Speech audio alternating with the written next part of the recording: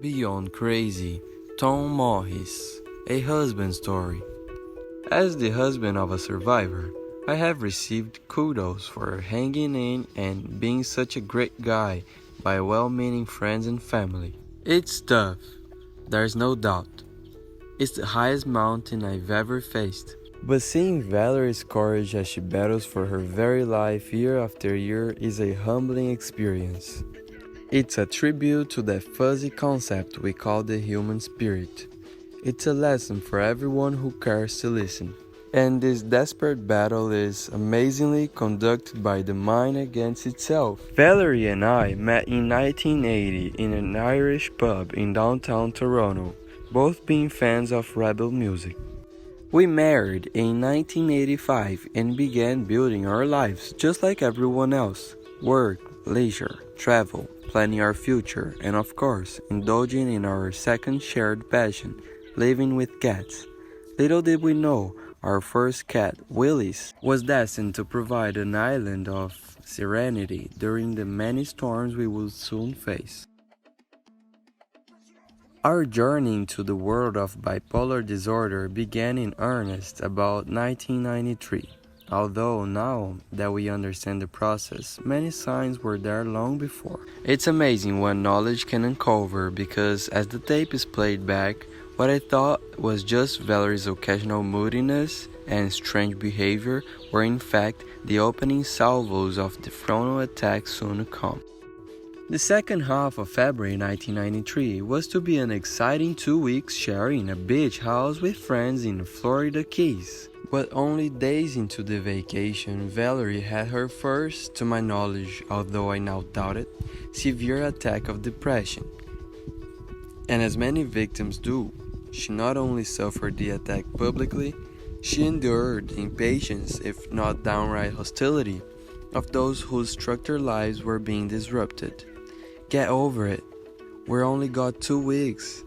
We all told her as she opted to lay in bed during those gorgeous sunny days, while the rest of us did the tourist thing. What's wrong with her? My friends asked. I shrugged, confused and annoyed.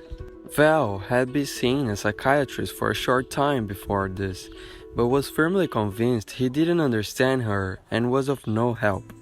The next 5 years were, for Valerie, a maze of seeking help, rejection of the problem, acceptance of the problem, attempts of self-destruction, admissions to the 7th floor of our North Toronto hospital for short and length stays, electroshock treatments, pills, and more pills, the side effects of which made a cruel mockery of medications, and months away from work.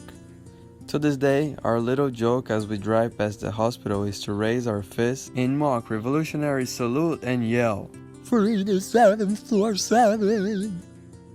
Somewhere in a mess of advice and information dumped on me, I heard that keeping a routine is important so as not to be overwhelmed.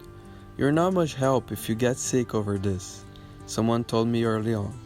It seemed trite at the time, because I did feel sick, but it continues to work for me and it was good advice. As well, friends, family, co-workers and neighbors all needed to be brought up to speed. Like me, they needed a crash course on what bipolar disorder is and isn't, and what they could do to be of help. I was lucky, and I'm very grateful because everyone did what had to be done, which in most cases has meant simply understanding what is happening in our family and making allowances when necessary. In so many ways, Valerie's illness has brought us much closer than we might otherwise have been. It tests us both.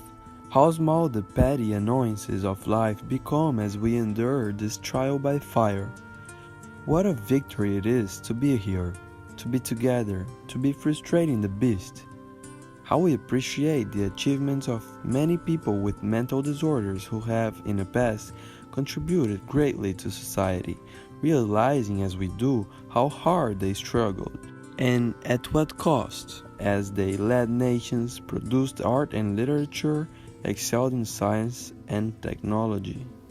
What am I learning in all this? I hear the wonderful Welsh poet Dylan Thomas, himself a sufferer, in a cry of anguish urge his dying father, Do not go gentle in that good night.